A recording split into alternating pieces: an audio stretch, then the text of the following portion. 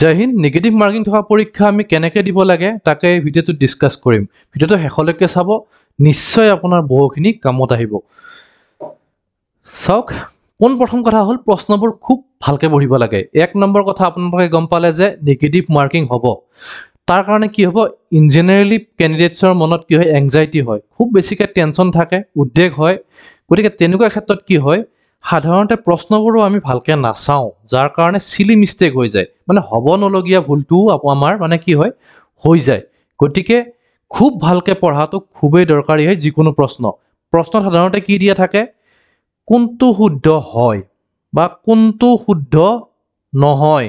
আপোনালোকে কি কৰে, কোনটো শুদ্ধ নহয়তো আপোনালোকে নাচায়ে, কোনটো শুদ্ধ অপশ্যন চালে, কোনটো শুদ্ধ পালে কৈ থৈ আহিলে। আপোনালোকে যদি আগতে পৰীক্ষা দিছে, মই যিটো কথা কৈছোঁ আপোনালোকৰ হয়তো সেইটো মনত একদম খেলি গৈছে, পিছতহে গম পায় আচ্ছা শুদ্ধ নহয় বুলিহে সুধিছিলে। গতিকে বহুত ইম্পৰ্টেণ্ট হয় প্ৰশ্ন ভালকৈ চোৱাটো। চাওক, এতিয়া যিটো আমাৰ উদাহৰণ আছে, which of the following is not a correct statement, কোনটো মানে শুদ্ধ নহয় বুলি দিয়াই আছে। গতিকে আপোনালোকে যদি প্ৰশ্নটো পোনপ্ৰথমে অপশ্যনটো চালে, Sundarban delta is the home to the largest mangrove forest in the world. ৱৰ্ল্ডৰ ভিতৰতে সুন্দৰবন যিটো ডেল্টা হয়, তাতে সকলোতকৈ বেছিকৈ মেংগ্ৰোভ ফৰেষ্ট আছে। এইটো আপোনালোকে জানে, জনাৰ লগে লগে কি কৰি দিলে, টিক কৰি দিলে। কিন্তু কি সুধিছিলে, কোনটো শুদ্ধ নহয় সেইটোহে সুধিছিলে। গতিকে প্ৰশ্নবোৰ খুব ভালকৈ চোৱাটো দৰকাৰী। এইটো যোৱাবাৰ এডিআৰিত আহিছিলে, গতিকে এনেকুৱা প্ৰশ্ন এইবাৰো আহিব, কোনটো শুদ্ধ নহয়। বুজি পাইছেনে? কোনটো বিবেচনা কৰিব নোৱাৰি, এনেকুৱা ধৰণৰ প্ৰশ্ন ইন জেনেৰেলি আহে। চাওক, অনুমান কৰাটো বাদ দিব লাগিব। আমি অনুমানতে বহুত কিবা কিবি কৰি পেলাওঁ, মানুহৰ তেজতে থকাৰ নিচিনা অনুমান কৰাটো। মানুহ এজন চালে আমি অনুমান কৰি লওঁ তেওঁ এনেকুৱা হ'ব তেনেকুৱা হ'ব, তেওঁ ভাল নে বেয়া আমি অনুমান কৰি চায়েই অনুমান কৰি দিওঁ, আচল কথাখিনি গম নোপোৱাকেই। বহুত ভুলো হৈ যায় কেতিয়াবা তাৰ কাৰণে। গতিকে প্ৰশ্নটো তেনেকুৱাই হ'ব, পৰীক্ষাটো তেনেকুৱাই হয়। গতিকে অনুমান কৰাটো আপোনালোকে একদম মানে বাদ দিব লাগিব। অনুমান কৰিব লাগে, কি কণ্ডিশ্যনত অনুমান কৰিব লাগে চাওক। যিবোৰ সন্দেহ থাকে সেইবোৰ একদম কৰিব নালাগে। যদি আপুনি 4টা অপশ্যন আছে একেবাৰে গম নেপায়, সেইবোৰ টোক্কা নামাৰিব, একদম নামাৰিব। মাৰ্ক এনে মাইনাছ হৈ যাব, কোনো ফাইদা নহ'ব।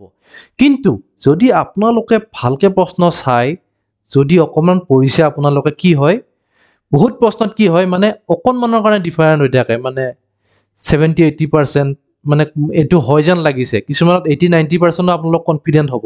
সেইবোৰ কৰিব লাগে, কাৰণ চাওক বেছিভাগ প্ৰশ্ন যদি আপোনালোকে এৰি থৈ আহে, সেইটো কিন্তু মানে হেৰি নহয়, বুদ্ধিমত্তা নহয়, মূৰ্খতাহে হ'ব। নেগেটিভ মাৰ্কিং থাকিলেও সেইটো মূৰ্খতা হ'ব।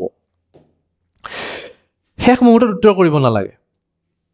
আৰু অমিট কৰি মানে এটা টেকনিক এটা আছে, যেতিয়া আপোনালোকে প্ৰশ্নটো খুব ভালকৈ চায়, তেতিয়া উত্তৰ তাৰ ভিতৰতে বহুখিনি উত্তৰ লুকাই থাকে। বহুকেইটা প্ৰশ্ন পাব আপোনালোকে, সেই 150 নম্বৰৰ ভিতৰত 15-20টা আপোনালোকে এনেকুৱা প্ৰশ্ন পাব, মানে উত্তৰো তাতেই পাব, উত্তৰ তাতে লুকাই থাকে।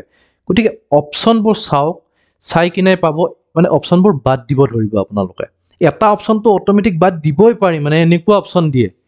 তাৰ ভিতৰত ভালকৈ চালে আৰু 2টা অপশ্যন বাদ দিব পাৰিব আপোনালোকে, এনেকুৱা হয় প্ৰশ্ন। বহুতকেইটা প্ৰশ্ন আপোনালোকে এনেকুৱা পাব, আৰু এনেকুৱাকৈ দিয়েই, জানি বুজিয়ে দিয়ে পৰীক্ষাত। এনেকুৱা আপোনাৰ মাথাটো কেনেকুৱা আছে, কিমান শান্ত মগজুৰে আপোনালোকে কাম কৰিব পাৰিছে, তাকেই চাবৰ কাৰণে এনেকুৱা প্ৰশ্ন দিয়ে। নেক্সট কৈছোঁ নহয়, শান্ত মগজুৰ কথা ক'লোঁ যে, যেতিয়া আপোনাৰ উদ্বেগ হ'ব, খুব বেছি এংজাইটি ফিল হ'ব, এটা দীঘলকৈ এনেকৈ উশাহ ল'ব, উশাহ লৈ অকণমান ৰৈ ল'ব, তাৰপিছত প্ৰশ্নবোৰ আকৌ ভালকৈ চোৱা আৰম্ভ কৰিব। কুল মাইণ্ড যাৰ হয় তেওঁৱেই জিকে, যিকোনো ক্ষেত্ৰতে লওক, খেলাই হওক বা পৰীক্ষাই হওক বা নিজৰ জীৱনটোৱে হওক, কুল মাইণ্ড হ'লে বহুখিনি আপোনালোকে আগবাঢ়ি যাব পাৰে। নেক্সট মক টেষ্ট। মক টেষ্ট এতিয়াই নহয়, পৰীক্ষা আপোনালোকে এতিয়া খুব পঢ়ক, পৰীক্ষা যেতিয়া হ'ব তাৰ 8-10 দিনমান আগৰ পৰা কেইখনমান আপোনালোকে মক টেষ্ট কৰক, কৰি আপোনালোকে চাওক কিমান নম্বৰ পাইছে আৰু কি তাতে ভুল হৈছে। সেই মক টেষ্টৰ পৰা বহুখিনি আপোনালোকৰ বেনিফিট হ'ব আপোনালোকে গম পাই যাব আপোনালোকে কিমানত আছে কোনখিনি মানে চিলি মিষ্টেক কৰি আছে মই যিবোৰ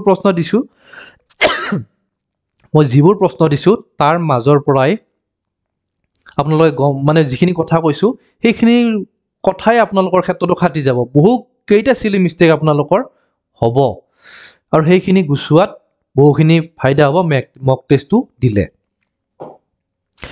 নেক্সট টাইম মেনেজমেণ্ট আপুনি যিমানেই জ্ঞান নহওক কিয় টাইম মেনেজমেণ্ট যদি নাথাকে পৰীক্ষাত কিন্তু আপুনি সফল হ'ব নোৱাৰিব জ্ঞান যিমানেই দৰকাৰী মানে সময়ৰ মেনেজমেণ্টটো সিমানেই দৰকাৰী হ'ব গতিকে সহজ প্ৰশ্নবোৰ আগতে কৰিব টানবোৰ এৰি থৈ যাব আকৌ নেক্সট টাইম আকৌ আহিব ঘূৰি কাৰণ মই আগতে গ্ৰেড 1 গ্ৰেড 2 পৰীক্ষা যিটো ক্লাছ 1 আৰু ক্লাছ 2 গেজেটেড অফিচাৰ বুলি কয় তাৰ পৰীক্ষা মই পাছ কৰি থৈছোঁ তাতে গম পায় আপোনালোকে কিমান মানে টান হয় যেতিয়া 150টা নম্বৰ এটেম্প কৰিব নহয় আপোনালোকে পোনপ্ৰথম 1ৰ পৰা 150লৈ গুচি যাব আপোনালোক সহজ কেইটা কৰি তাৰপিছত অকণমান টানকেইটা আকৌ কৰি কিনে গুচি যাব 150লৈ গুচি যাব তেনেকৈ যদি 3বাৰ ঘূৰিব পাৰে আপোনালোকে বেছিভাগ প্ৰশ্ন কৰিব পাৰিব